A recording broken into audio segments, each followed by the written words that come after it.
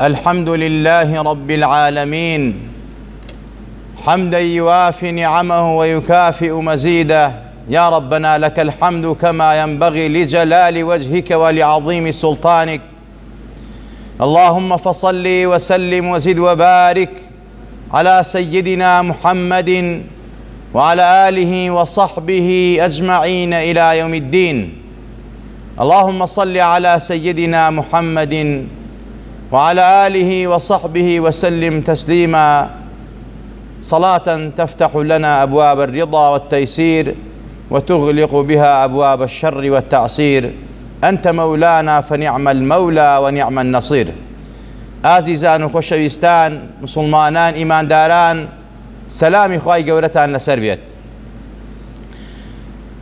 دیارە ڕۆژانە ئێمە لەوە ئەچێت پرسیار زۆر بکەین،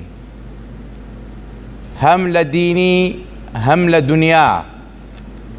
عولەما و زانایان فەرموویانە یەکێک لەو شتانەی کە خوای تەبارەک وتەعالا زۆری پێ ناخۆشە پرسیارکردنی زۆرە، و فەرموویانە یەکێک لە هیلاکبەرەکانی ئینسان لە دنیا و لە قیامەتە کە ئینسان بەرەو هیلاک ئەبا و هیلاکبەری زبانە و بەهۆی زبانۆیە پرسیارکردنی زۆرە.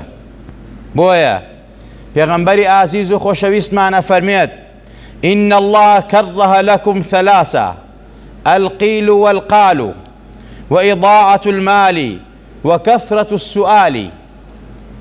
أم حديث إمام مسلم رواياتي كردوا پێغەمبەری خوا فەرمێ صلى الله عليه وسلم خوای تەبارەک وتەعالا سێشتی زۆر پێ ناخۆشە، ڕقی لە سێشتە بێتەوە. یەکێک لەوانە قیل و قال، وتی وتیان، کردیان، بردیان، خواردیان، دزیان. ئەم قیل و قالە کورداواری پێڵێ وتی وتی وتی وتی هەرچی کۆمەڵگایە تێکی داوە. وتی وتیە خوێن ئەخاتە نێوان خێزانەکانەوە، ناو عەشەتەکانەوە. وتی وتی و قیل و قالە بەڕاستی بوهتان دروستەکە، وەکو ئاماژەمان پێکرد. وتی وتیە غەیبەت دروستەکە، وتی وتیە حەسادەت دروستەکە. بۆیە قیل و قال کە وتی وتیە بەڕاستی خوا زۆری پێ ناخۆشە، چونکە هۆکاری سەرەکی و مەصدەری هەموو شەڕ و خراپەکانە. واز لە وتی وتی بێنە، مەڵێ وتیان، مەڵێ ئەیڵێن، بەبێ تەبەیون، بەبێ ئەوەی کەوا ئاگای لێ بێ، خەبەرێک بڵاوەکەیتەوە، چۆنت زانی؟ وتیان. فڵانە کەس وای کرد، بینیت بە چای خۆت؟ نەخێر، وتیان. ئەمە بەڕاستی تاوانە، گوناهە، هۆکاری بەتاڵبوونەوەی هەرچی کردەوەشتە، وەکو لە وتارەکانی تر ئاماژەمان پێکرد. دووەم بە فیڕۆدانی ماڵ و سەرۆ و سامان، ئەم بە وتارێکی تایبەتی ئەوێ. سێهەمیان کە ئەفەرمێت خوا زۆری پێ ناخۆشە وەکەثرەت السوئال، زۆر پرسیارکردن، زۆر داواکردن.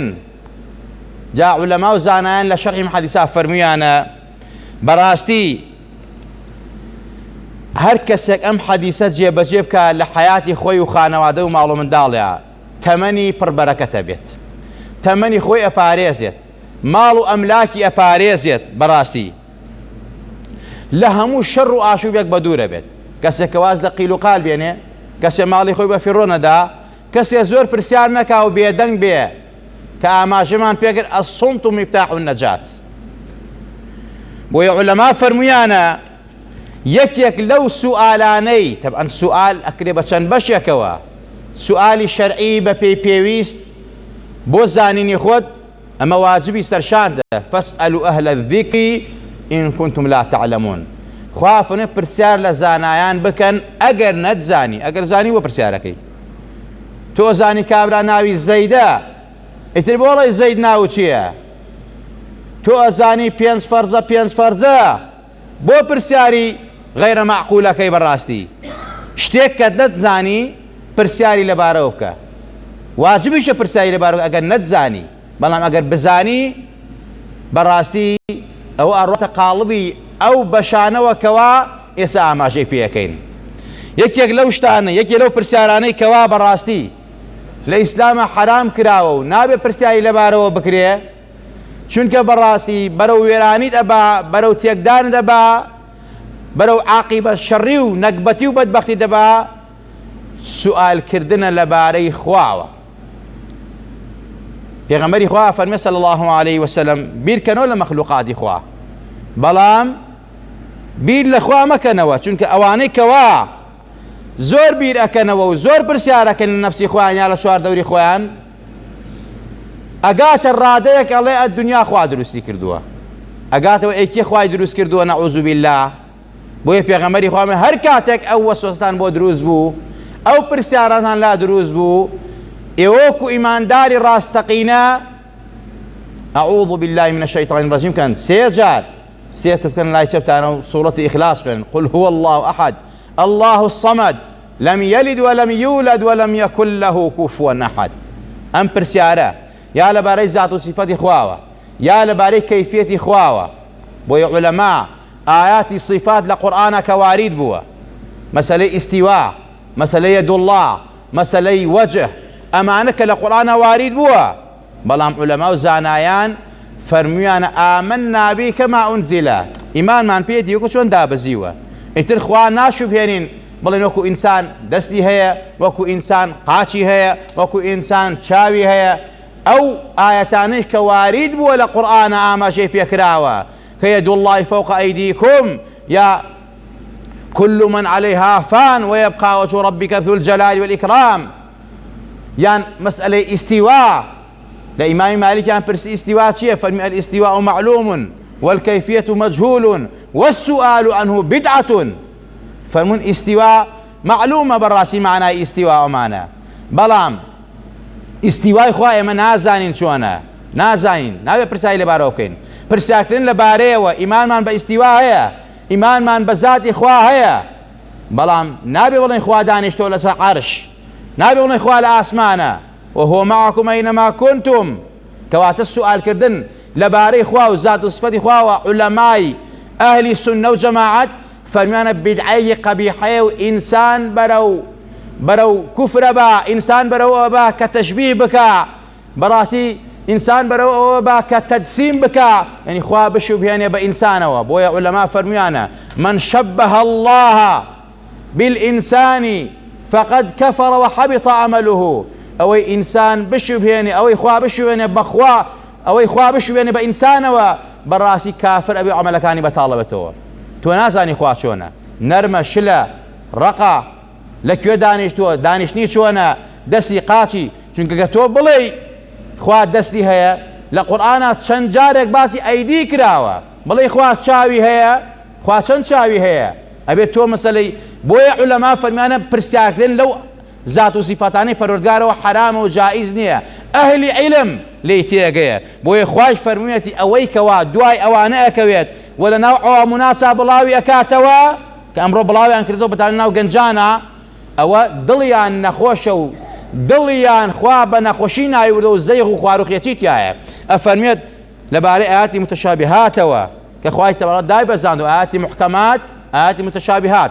فأما الذين في قلوبهم زيغ فيتبعون ما تشابه منه ابتغاء الفتنة وابتغاء تأويله وما يعلم تأويله إلا الله والراسخون في العلم يقولون آمنا به كل من عند ربنا.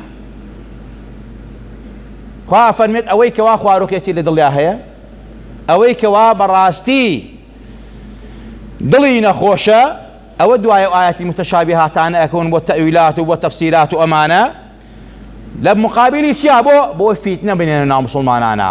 وەکو ئەمڕۆ ئەرزم کردن کۆمەڵێک بەناو قورئان و سونەت و کۆمەڵەشتەوە یەن لە ناو گەنجانەمە بڵاوەکەنەوە، گەنجی وا هەیە هەزار یەک پرسیاری بۆ دروستە بێت، نابێ حرامە جائز نییە ئەم مەسائلانە بوروژێنی لە ناو عەوام و ناسا لەبەرەوەی کە فیتنە بنیتەوە یا تەئویلی کەی بۆ خۆت. کەس تەئویلی نازانی لە خوا نەبێ، کەس واتا و معنای نازانی لە خوا نەبێ، و ئەوانەی کەوا ڕاسیخن لە عیلما خوا بەهرە مەردی کردوون و ئەزانن واتا و معناکەی چییە و ئەیشڵێن خوا ئیمانمان پێیەتی وەکو چۆن وارد بۆ لای تۆوە ئیمانمان پێیەتی هەمووی فەرمانی تۆ. بۆی ئەهلی سەلەف تەفویضیان کردووە فەرمێ ئامەنا بی کەما ئونزیلە چۆن هاتووە ئیمانمان بێت تەویلیشی ناکەین بەڵام لە دواترە عولەمای خەلەف هاتوون خوا دەزانیان باتەوە بۆ وەڵامی مستەشریقەکان بۆ وەڵامی نەیاران یۆنانیەکان ئەوانەی کەوا فەلسەفەی یۆنانیان بوو گومانیان دروستەکرد لەناو موسڵمانانە ناچار کۆمەڵە زانا دروست بوو کە بەڕاستی وەڵامیان باتەوە بۆی کەوا عەقیدەی موسڵمانان پارێزراو بێ جا خۆشەویستان یەکێک لەو پرسیارانەی کە حرامە بکرێت بوروژێنرێت باسکرێت باسکردنی خوا و زات و سفەتی پەروەردگارە خۆشەویستان یەکێتر لەو پرسیارانەی کەوا بەڕاستی حرامە و جائیز نیە و نابێ بکرێ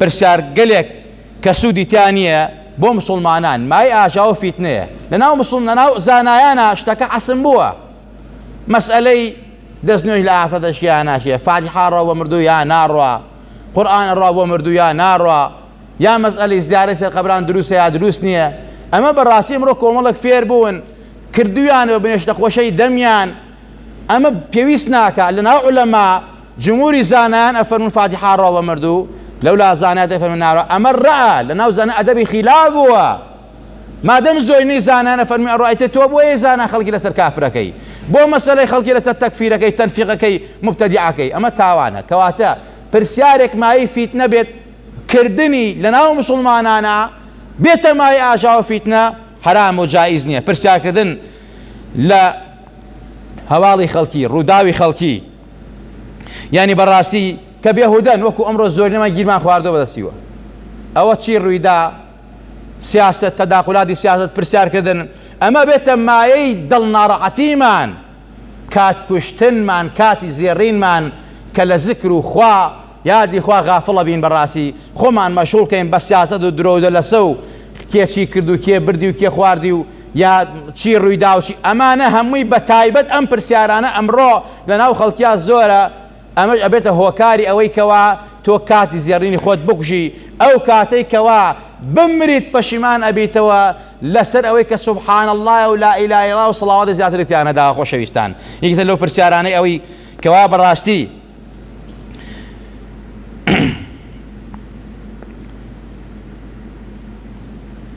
یەکێتر لەو پرسیارانەی کەوا حرام و جائیز نیە و پێویستە وازی لێبێنین ئەوەیە پرسیارکردن لە ژیانی خەڵکی لە کاروباری خەڵکی مەسەلە کابرا ئەبینی ئەوە تۆ چیەکەی چەندێک سەرفەکەی ئەم جلەو بە چەندێک کڕی ئەم سیارە بە چەندێک کڕی لەکوێ کڕی و تەبعەن ئەم پرسیارانە ئەڕۆتە قاڵبی حەسادەتەوە یا مەسەلە کۆمەڵێ پرسیاری بێواتە و بێماناکە کابرا ئەبێتە مای تایبەتمەندی خۆیەتی پرسیارەکان کەسایەتی خۆیەتی هیچ شخصیاتی خۆیەتی حەز ناکە خصوصیاتی خۆیت کەس پێ بزانێ تۆ پرسیاری لێەکەی ئەم پرسیارانە بەڕاستی لە شەرعا جائیز نیە و ئەم پرسیارە پێغەمبەری خوا فەرمێت بەڕاستی خوا پێی ناخۆشە کەواتە لێگەڕن با خەڵک بژی لێگەڕن با خەڵک چۆن خوا دروستی کردووە چۆن خوا بەهرەی پێداوە ماڵ و سەر و سامانی پێداوە ئاوا ژیانی خۆی بەردەستە تۆ عەلاقەت چییە ئەم قاتەی کڕی و چۆنی لەبەر ئەکا و چۆن نانەخوا و چۆن ئەڕوا بڕێەوە چی ئەکا لە ماڵ و ئەڕوا بۆ کوێ سەفەری لەکوێیە ئەمە بەڕاستی پێویستی بە تۆ ناکە ئەحواڵی پرسە حاڵ و وەزعت چۆنە ماڵ ناڵ باشن قەینا ئەمە سونەتی پێغەمبەری خوایە بەڵام تۆ بێی ورد بیتەوە بزانین لە ماڵەجا چی ئەخوا و چۆن دەستنوێژ ئەگرێ و چۆن ئەخەوێ و چی سەرفەکە ئەمە حرام و جائیز نییە کە ئەمڕۆ زۆرێک لە مجتەمەی ئیسلامی و خەڵکی موسڵمانان بەڕاستی گیریان خواردۆ بەدەستیەوە یەکێتر لەو پرسیارانە ئەوەیە پرسیاری مالایەعنی پەیوەندی بە تۆوە نییە پەیوەندی بە تۆوە نییە بە ژیانی تۆوە نییە بە حالی تۆ نییە تۆ پرسیاری لێکەی بۆیە خوا فەرمێت زۆر جارە ئەو پرسیارانە کە ئێوە ئەیکەن وا ئەزانن چاکەکەن بەڵام ئەو پرسیارن کە پەیوەندی بە تۆوە نییە خوا وەڵامی دایتۆ پێغەمبەر بۆی دیاری کردووی ئەبێتە مای نەکبەتی بووە ئەوە تا خوا فەرمێت يا أيها الذين آمنوا لا تسألوا عن أشياء تبد لكم تسؤكم پرسیار مەکەن لە هەندێک شت بەڕاستی پرسیار مەکەن لە هەندێک شت لە هەندێک مەسائل ئەگەر بۆتان دەرکەوێت زەرەرتانە ئەم ئاەتە هۆکاری هاتنە خوارەوەی چی بوو ئەوە بوو پێغەمبەری خوا صلی الله عليه وسلم لەسەر مینبەر و تاریەدا زۆر ناڕەحەت و بێتاقەت بوو کۆمەڵی گەمژە و نەزان پرسیاریان لێ کرد. یەکێک لەوانەوتی باوکم لەکوێیە؟ مردووە باوکی فەرمی لە ئاگرایە. یەکێ توێی باوکی من کێیە؟ نیسبەتیانەدا پاڵ کەسێتر توی باوکی تۆ حوزافەیە. بەرحاڵ ئەم پرسیارانە پرسیاری بێمەعنا و بێواتە. پێغەمبەری خوای ناڕەن تام ئادەدا بەزی خوا فەرمی پرسیار مەکەن لە هەندێک شت کە بەڕاستی ئەبێتە مای نەکبەتی و بەدبەختی بۆتان ئەگەر زۆر لەسەری بڕۆن. بۆیە پێغەمبەر لە فەرمایشترا فەرمێت سەڵات و سەلامی لەسەر بێت ئەفەرمێن ما نەهیتکم عنه فاجتنبوه وما ئەمەرتکم به فأتوا به ما استطعتم. ئەوەی کەوا ئەمر نەهیم لێ کردوون وازی لێ بێنن، قەدەغەم لێ کردوون وازی لێ بێنن. ئەوەی کە فەرمانم پێ کردوون ئێوە پێی تواناتان جێبەجێکەن، ئیتر پرسیاری لەبارەوە زۆر مەکەن. پێغەمبەری خوا فەرمێت فإنما أهلك الذين من قبلكم كثرة مسائلهم واختلافهم على أنبيائهم. فەرمی چونکە ئومەتانی پێشتر کە بەیلاکە بردی خوا لە ناوی بردن هۆکارەکەی چی بوو؟ هۆکارەکەی ئەوە بوو زۆر پرسیاریانە کرد، معلومەیان وەرەگرت، بەڵام لەسەری زۆرە ڕۆشتن، زۆر وردیانە کردەوە و زۆر جیاوازیان بوو لەگەڵ پێغەمبەرانە، ڕەخنەیان لە پێغەمبەرانی خۆیان زۆرە گرت، ڕەخنەیان لە عولەماکانی خۆیان زۆرە گرت، بە دوای حکمت و نهێنیا زۆرە گەڕان. کۆمەڵە شتەی ئەمری تەعەبودیە، 5 فەرزە خوا 5 فەرزی بۆ دیاری کردووی 5 5 حکمەتەکەی بەس خوا زانێ، بەڵام کۆمەڵی عولەما و زانهاتن کۆمەڵ حکمەتیان دیاریکە و بە عەقڵی خۆیانە لە قورئان و سونەت ئاماژەی پێ نەکراوە. کابرای پرسیارەکە ماوەسا حکمەتی نوێژی بەیانی کێ دوورکاتە؟ ئەی ئەمری خوایە، ئەمە ئەمرێکی تەعەبودیە. ئەی نوێژی نیمەڕۆ 4 کاتە، ئەی مەغریب بۆ 3 کاتە، ئەی ئیشا بۆ 4، ئەی لە سەفەرا بۆ بە دوان.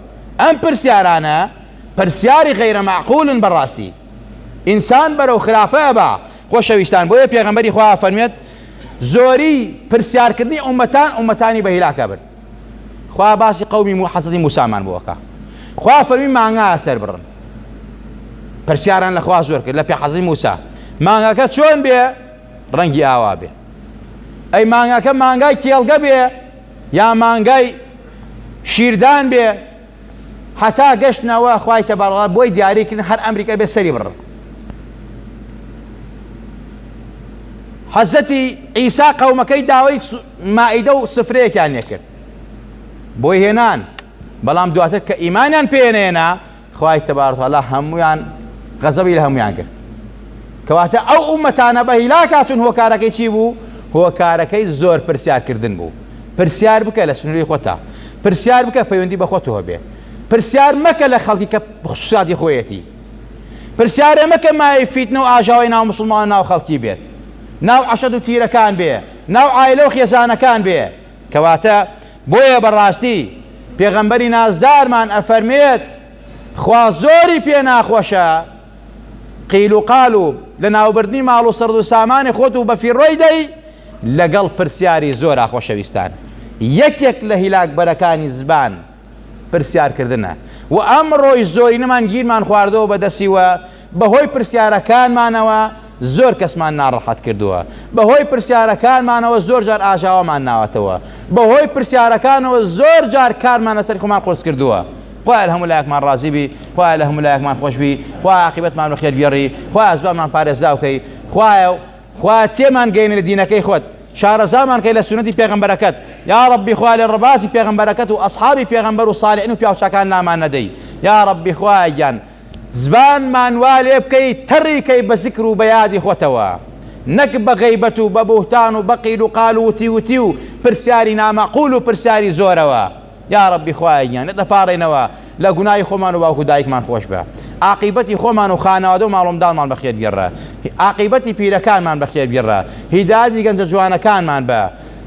یا ڕەبی خوای هیدایەتی زانایان و عولەمایان بە، کاربەدەستی وڵاتمان بۆ ئیسلاحکە، ئیمان و ئیسلامیان بەرێ، ئەخلاق و ویجدانیان بەرێ، ڕەحم و سۆز و بەزەیان بەرێ.